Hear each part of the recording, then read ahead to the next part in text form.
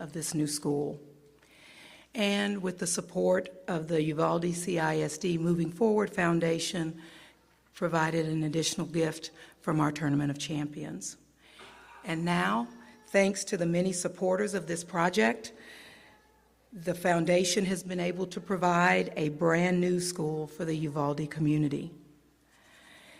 And with that school, making sure that it's not just any school, but it's customized, and the construction and the design could move through and really address things that were important to the families, survivors, and the community. And now we stand here a little over 3 years later, and we hope that this represents another step forward in healing and hope here in Uvalde. We have so many of you to thank for partnering with the Uvalde Moving Forward Foundation along this journey to make today possible. I'd also like to give a special thanks to Huckabee Architects for the thoughtful details and intentional design of this school. You know, Legacy Elementary School stands as both a memorial to those we lost and a symbol of hope and healing. I'd also like to commend Satterfield Ponticas for their incredible support and commitment. They brought the innovative design to reality and kept the construction on time and on schedule, right? So they were instrumental in today's event as well. And lastly, I'd like to extend our sincere gratitude to the Moving Forward Foundation board and staff, Tim Miller, Beverly Powell, Charlie Kleins, Rodney Ellis, and so many more. Thank you, thank you, thank you from the bottom of our hearts.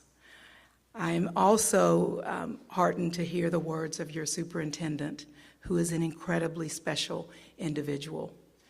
We know that the future is bright, not just for this school, but this school district with your leadership.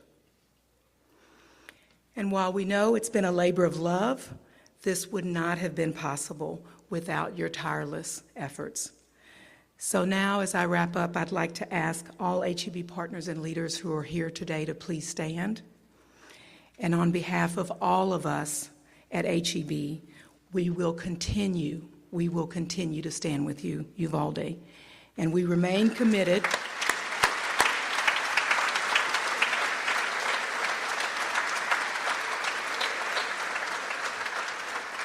Yes, we will continue to stand, and we remain committed to moving forward together. Thank you.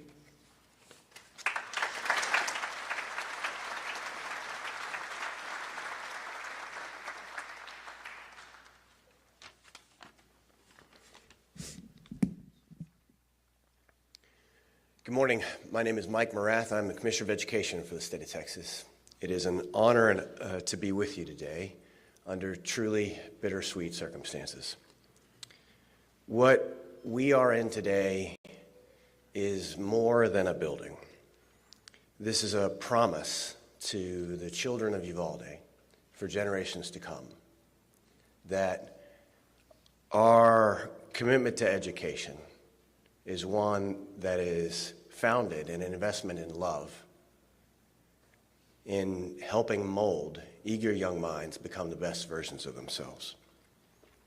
This school is truly unique in what it represents, what we have attempted to overcome, and what we offer for the souls that walk into this school, that we wish to unlock their potential, to grant them access to all that life has to give. I stand as a representative for the state of Texas that was committed to supporting the citizens and students of Uvalde.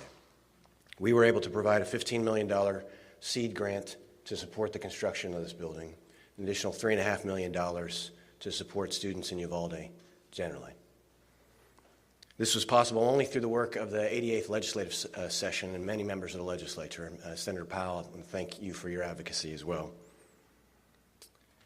The building is beautiful, and it represents an act of committed love in this community, but Buildings do not make schools.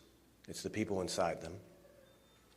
This room is filled with teachers, with staff, administrators, folks who have been given tremendous gifts, and that with the time that they have on this planet, they invest those gifts in helping others.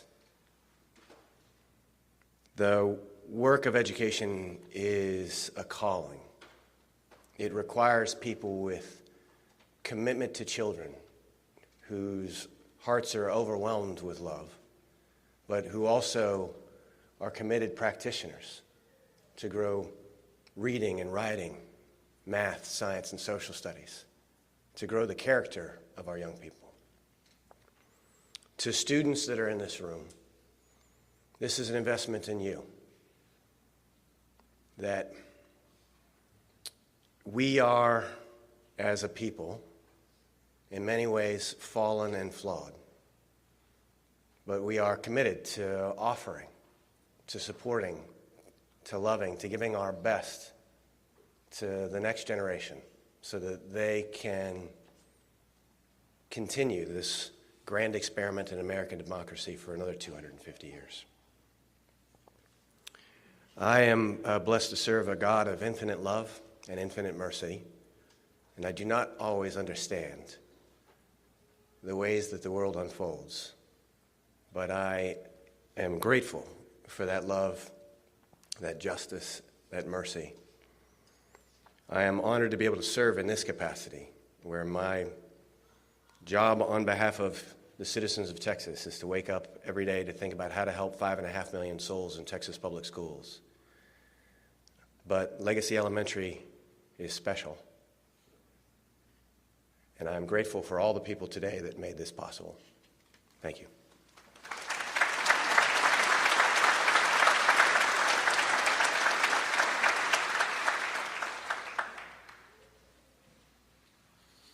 Well, good morning.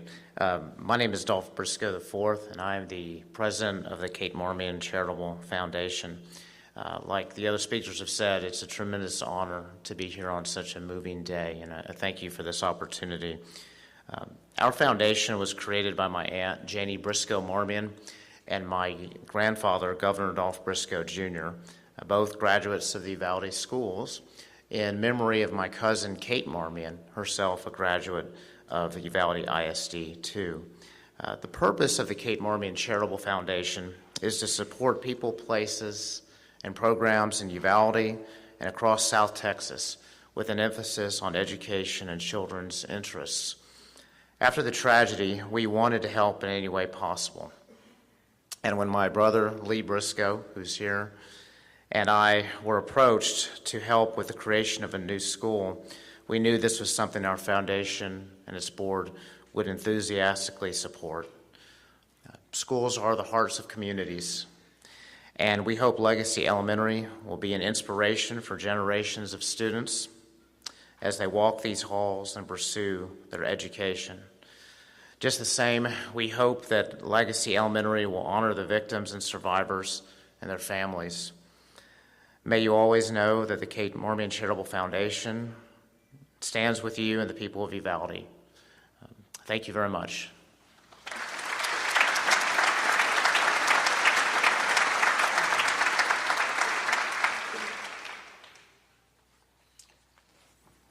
This is a great view from down here. I wish everybody could see it. So good morning. I'm Tim Miller. I'm the Executive Director of the Uvalde Moving Forward Foundation. I've had the honor and privilege of serving in this capacity since October of 2022. So we've come 3 years now in this journey of healing. And so my words today are to close out our ribbon-cutting event. And I'm going to use some of the same language and thank some of the same people and organizations. But it's been a total team effort all along the way. So first, I just want to recognize, again, Huckabee Architects, Chris Huckabee and his team for doing all of the work of designing this school pro bono. We could not have done this without the leadership of Chris and Carrie and Jeff and all the other members of the Huckabee team, so we appreciate them. The second group is the UCISD Community Advisory Committee, and I see our co-chairs Lalo and Natalie in the audience today. But we had over 50 parents, teachers, administrators, community members, first responders. We had so many different walks of life that were part of this group that every single week, every single month, for a period of more than 9 months, we brought information to them. We talked about it. We argued about it. We came to consensus sometimes immediately, and sometimes it took several meetings. But this group was tasked with bringing the voice of Uvalde into this school. So it was not, we didn't have people on it from every part of Uvalde, but these people on the committee, they went out and they talked to people, they bring back things in, and that was the core of how we designed the school and what you see today. The third group is the families of the victims, as well as the families of survivors and the injured. We made a very important effort to reach out, and anytime we had a public event to get input from the community, we set up separate meetings to make sure that the families knew that we wanted to hear their voices, we wanted to understand where they were coming from, we wanted to understand what they wanted to see and what they didn't want to see in the school. So I appreciate their work throughout the way, and up until even last night, we got some very valuable feedback about, for those especially that have seen the campus for the first time, some other additional changes that we could potentially make to the campus so that we can remember the lives that were lost as well as that survived, and to make sure that this campus serves all students in Uvalde. And then again, I couldn't say enough about Satterfield and Ponticus. Selecting them as a contractor has been amazing. They've been working here almost 24/7 since February of last year to get this campus to where it is today. When you take the tour, you'll see we still have some punch list items and things to do before we open the school on the 20th. And yes, we will still be doing some work after school starts on the nights and the weekends. But Satterfield and Ponticus and Bob from ADCM have been phenomenal partners in this work. So I just want to say thank you so much. Next, and again, the speakers before me have said this very well, and they've used some of the same language, but I also just want to call out, especially those that are in the audience today, some of the donors, and the other contributors, because there was donors that provided money, there was donors that provided in-kind donations, there was a group of people that invested in this through the New Markets Tax Credit Program, and then of course, Commissioner Rath mentioned the $15 million from the state. So in the beginning when I said this is a team effort, this campus came together from so many different sources of love and giving, not only from Texas, but beyond our borders. So I just want to call out, again, HEB and the members of the Butt family for their initial donation. The state of Texas came in pretty quick after that with the $15 million. And today, I also want to recognize former state representative Tracy King, who will be presenting a flag that was flown over the state capitol and a resolution presented to Legacy Elementary. This is coming from the Speaker of the House, Justin Burrows, and State Representative Don McLaughlin. So thank you very much, Tracy King, for being here today with your wife, Cheryl.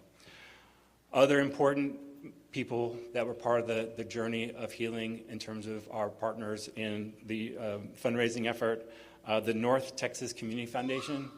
Senator Powell is from the Fort Worth area, and Fort Worth really stepped up. Rainwater came in with a $2 million donation, and it was followed by other North Texas organizations such as the Meadows Foundation. I'm naming them because they're in the audience today, but on our website we have listed all of our donors. Also in the audience today we have the Moody Foundation, which is a Texas organization, as well as the San Antonio-based Methodist Healthcare Ministries.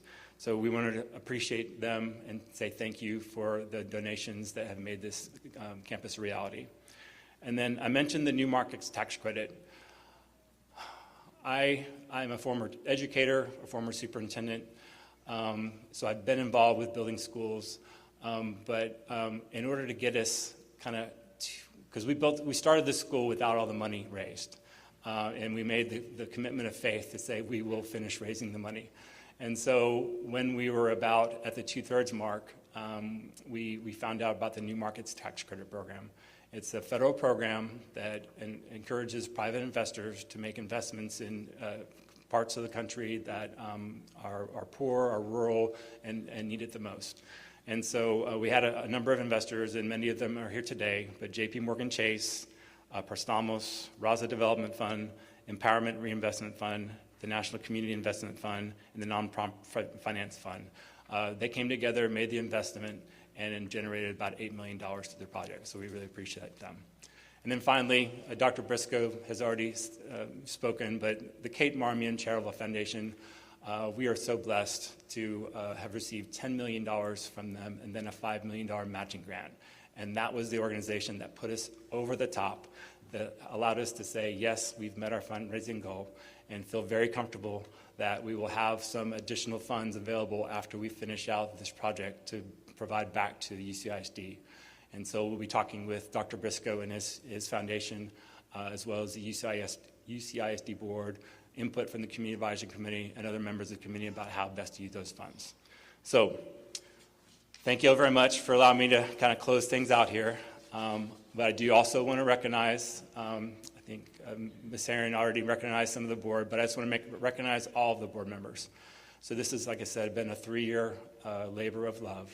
And so just Charlie Kleins, our board president, has been there from the beginning, Senator Powell, Brian Woods, Mickey Gertis, one of your own Uvaldians, has been on our foundation from the beginning.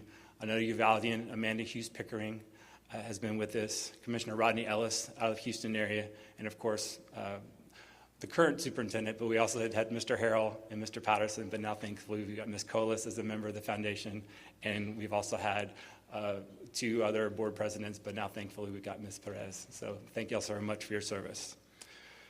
So after I finish talking, we're going to have a ribbon cutting here. And then after the ribbon cutting, we have a self-guided tour to take y'all throughout the building and the campus grounds. So the very first stop is right outside the library to my right. There'll be signs, 21 signs along the way to help describe what you're seeing. At the bottom of each sign, we'll also recognize many of the subcontractors and people that provided the in-kind donations to make this campus happen, so please note those. And there'll be other members of the Huckabee and Satterfield and Ponticus team throughout the building to help explain things. So please take a tour of the building, take on all the sites, and then the last stop will be here to my left at the library. And we've got a little a memorial cookie for you to take home that has the legacy emblem on it. So we appreciate, again, HEB and other people that provided those donations. So after completing the tour, if you parked in the visitor parking lot, you can exit through that area. If you parked in the staff parking lot, you can exit through that area. If we did have any overflow parking at Dalton and you took the bus over, the buses will take you back. And then if you have been invited to the donor reception, we ask that you come back to the library, and then we'll let you know when the cafeteria is ready for the reception. So that's kind of for everybody that was invited to that donor reception. All right, so now if I could get the people who are in the first group of the ribbon cutting to come forward, and we'll cut the ribbon. And then after the formal ribbon cutting is done, we'll also be asking different groups of people to come up and take pictures as well here at the podium. And so if you could, stay back if you're in any of those groups, but everybody else is welcome to start the tour. So I want to say again, thank you all for coming. Thank everybody for the work that has been accomplished and the work that still needs to be done. And y'all have a blessed day.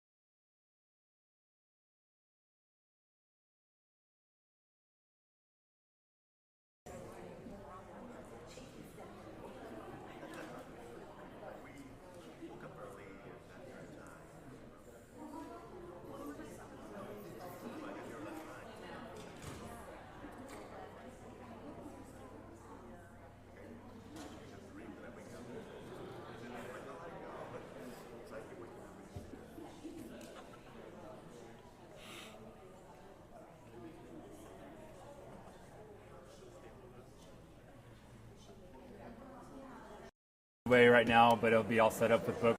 The road going from our campus to Studer is on the property owner's land that donated this land.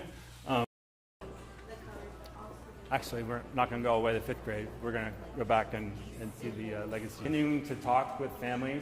These are all from Morales Junior High, and they are the students that were at Robb Elementary on the day of the shooting.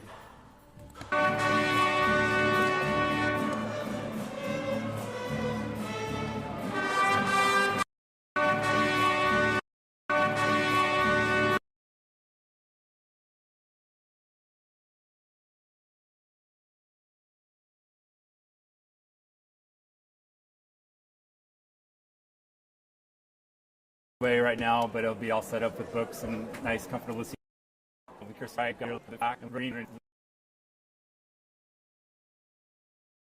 That we designed. The school itself serves as the security barrier between the outside and the inside. But anytime people want to get some fresh air, they can just kind of go out to the courtyard and know that it's in a secure spot. Through those gates, we have playgrounds, and then we also have a special needs playground on the east side of the school. Yeah, we're going to celebrate this and got training here with the visitors.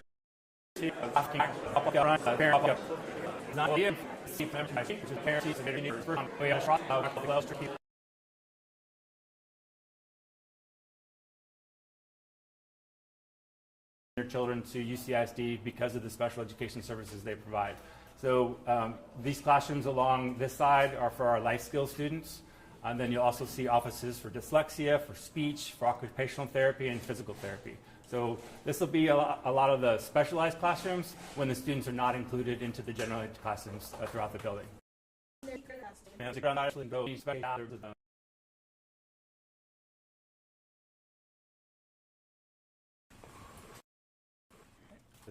The school life. All right. This was not with people that people can meet, they can eat. There's a restroom in there, but there's also windows so they can kind of monitor what's happening in the hallways with the school life. All right.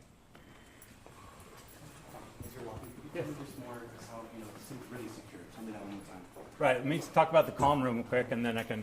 So there's a calm room on the first floor and a calm room on the second floor. In addition to safety and security, trauma-informed design was one of the 3 drivers that we used to design the building. So this is a very specific room. So when staff or students or even staff need a kind of place to kind of cool down, to calm themselves, this will be one of the rooms that they can go. But trauma-informed design, and then the third component of the design was brain-based learning. So all the different things that you see and that you hear are all intended to make this a very safe, a very calming, but a very educationally rich environment. Safety and security, again, somebody asked the question. You'll see cameras throughout the building. There are door prop alarms. So if an exterior door is left open for a little bit of time, the alarm will be sounded and make sure that a person goes there to shut the door and see why it was left open. There is all of the different things that the state of Texas requires to make sure a campus is safe and secure is implemented into this campus. And then the Community Advisory Committee also provided input as to what additional security and safety features that are above and beyond that, and those were also incorporated to the building. So that's a little bit more about the safety.